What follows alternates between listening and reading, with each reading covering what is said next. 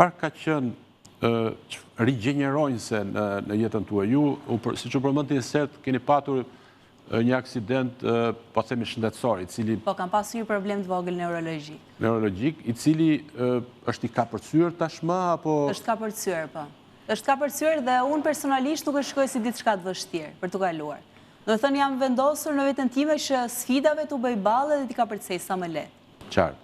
Sepse nuk mund t'i shoh kur si pengesa. Për ta arritur dëshirat dhe ëndrat. A shih duke folur bashk, domethënë duke folur bashk pa pretenduar se bëjmë ndonjë kështu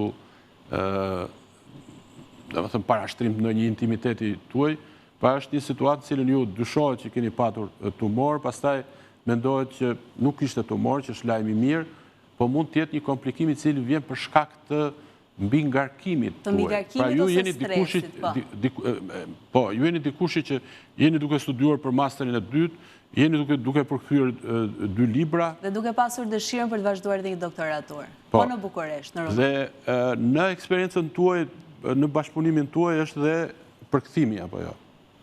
Gersa ka përkthyer shkencën e logjikës të Hegelit. Shko, tani, për kita, kjo ka, me gjithë se është e re, ka përkthyer shumë gjëra. Në punën time, kjo ka përkthyer edhe gjëra të tjera të cilat nuk janë ekspozuar.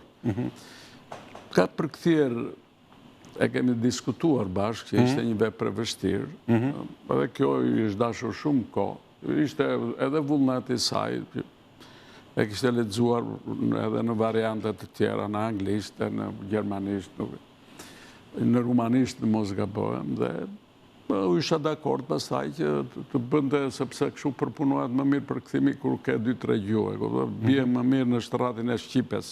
Bëhet më i lehtë procesi. Edhe më pëlqeu, është një vepër dhe përsëri këtë quaj kontribut.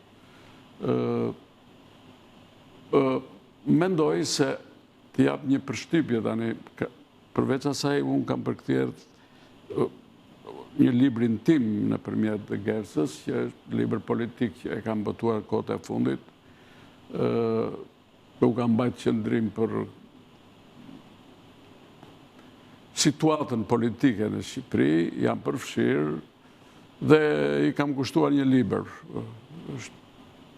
Perceptimi i maj. Gersa ka përkthyer pra edhe nga Shqipja në anglisht. Ai libër mua kjo ka përkthyer atë në një kohë rekord. Doja të jepja disa detaje, prandaj po e zgjata këtu, që e përktheu në një kohë shumë të shkurtër nga Shqipja në anglisht përveç, jo nga anglishtja në shqip, që është më lehtë, është bilesht, unë mund ta quaj si një gjysmë eksperti, sepse jam botues nga bëralli që ti mësoj këto gjëra.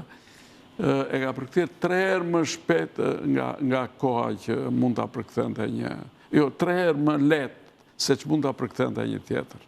Pra, kjo tregoi aftësi, dhe e kam krahasuar edhe me të tjerët, që defekte gjen, ku sa të duash, libri është shumë i mirë, është në standard të mirë. Dhe kjo më ka çuditur, domethënë kjo ka një aftësi të jashtëzakonshme për të përkthyer.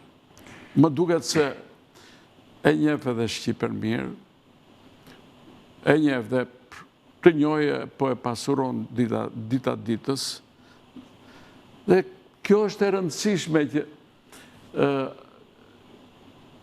përsëri më vjen mirë që është fut në këtë emision, nuk e di, është i pari, thoni ju, se kam të qartë që i emisioni i pari, që e keni nisur emisionin me promovimin e Gersës, sepse unë mendoj që këto lloj emisione janë të nevojshme. Më lejo ta them këtë, janë nevojshme sepse Shqipëria po ikën e gjitha. Dhe kthimi i njerëzve tillë është shumë i rëndësishëm. Promovimi i këtyre vlerave, kur të kthehet një student që i ka të gjithë luksin të qëndroj atë. Do flasim, profesor, eksaktësisht për këtë do të japim një hapësirë pra rolit të këtyre të rinjve që vinë nga diaspora në emancipimin apo në përparimin tonë shoqëror.